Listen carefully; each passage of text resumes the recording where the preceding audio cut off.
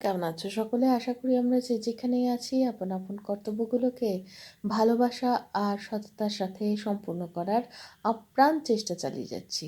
আর আমরা আমাদের এই যে সাধনা, এই সাধনায় মা বাবার আশীর্বাদে, গুরুদেবের কৃপায় আর পরমেশ্বরের ইচ্ছা অনুসারে সফল হব। তাই তো? তাহলে এসো, এই শুভকামনা নিয়ে শুরু করি। উঁচু বাড়ি, লেখক শ্রী সুকুমার রায়। লোকে বলে মনুমেন্টের মতো উঁচু। সেরকম উঁচু বাড়ি দেখলে আমরা বলি, ইস, বড্ড উঁচু বাড়ি। কিন্তু একটিবার আমেরিকায় ঘুরে এসো, তারপরে সেই বাড়ি তোমার চোখে নিতান্তই ছোট ঠেকবে। মনুমেন্টের মাথায় অমন আরও দু চারটা মনুমেন্ট চাপাও, তবে আমেরিকার লোকে বলবে, হ্যাঁ, কতকটা উঁচু বটে। নিউ ইয়র্কের একটি বাড়ি 50 তলা, 750 ফুট উঁচু। একটা সাধারণ 3 তলা বাড়ি প্রায় 40 ফুট উঁচু। এই রকম 19টা বাড়ি একটার মাথায় আর একটা চাপালে তবে 750 ফুট উঁচু হয়।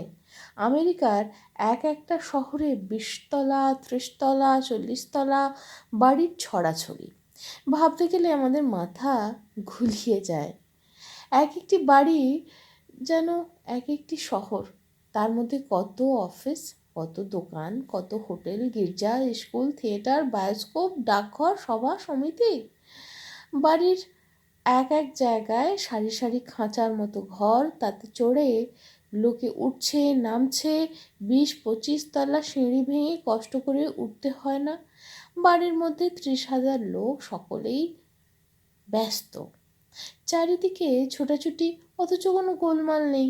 বন্দোবস্ত এমন সুন্দর যে কিছু একটা দরকার হলে তার জন্য হাঁ করে বসে থাকতে হয় না, বা 20 মাইল দূরে ছুটতে হয় না। বাড়িতেই সব রকম দোকান, ঘরেই বসে টেলিফোন করো, যা চাও 2 মিনিটের মধ্যে ঘরে এসে হাজির। বাড়িতে ঢুকলে দেখবে শুধু যে মাথার উপরে এতখানি দালান তা নয়, মাটির নিচেও 10-20 তলা। সেখানে সূর্যের আলো যাবার উপায় নেই, সারাদিন আলো জেলে কাজ চলে। ওই সব নিচের তলাগুলোতে নানা রকম কলকারখানা, ইলেকট্রিক কোম্পানির বড় বড় চাকাওয়ালা কল, বাড়ি গরম রাখবার জন্য বড় বড় বয়লার, বড় বড় ছাপাখানা, তাতে সকাল সন্ধ্যা খবরের কাগজ ছাপা হয়। কোনো কোনো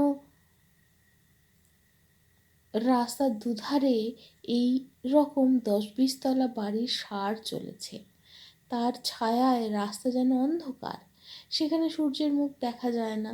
আকাশ দেখতে হলে ঘাড়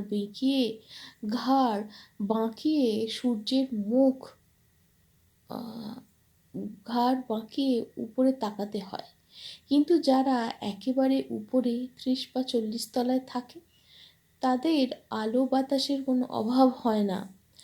রাস্তার ধুলা, শহরের কুয়াশা অত উঁচুতে পৌঁছায় না, কাজেই সেখানকার আবহাওয়া অতি পরিষ্কার। বাড়িগুলো দেখতে যেমন আশ্চর্য, এগুলি তৈরি করার কায়দাও তেমনি অদ্ভুত। বাড়ি তুলিবার আগে প্রায় 100 থেকে 150 হাত গর্ত কেটে ভিত খুঁড়তে হয়। যেখানে বাড়ি হবে তার চারিদিকে খুব মজবুত আর খুব উঁচু কপিকল বসায়। সেই কলে বড় বড় লোহার থাম চাপিয়ে থামগুলাকে হিসাব মতো ঠিক ঠিক জায়গায় বসানো হয়। তারপর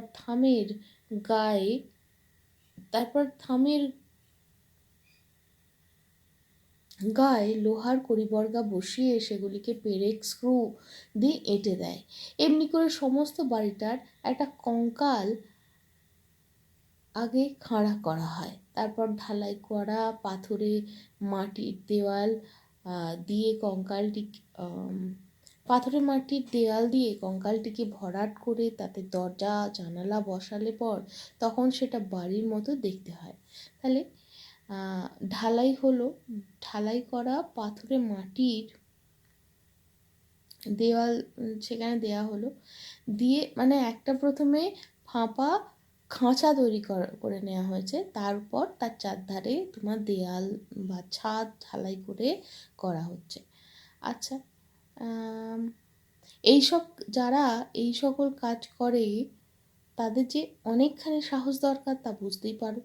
মাটি থেকে 400 হাত উপরে লোহার বর্গার উপর দিয়ে হাঁটাহাঁটি করা, তার উপরে বসে কাজকর্ম করা, কখনো বা উপর নিচ ওঠানামা, এসব যেমন তেমন লোকের কাজ নয়। তাই সত্যি সত্যি।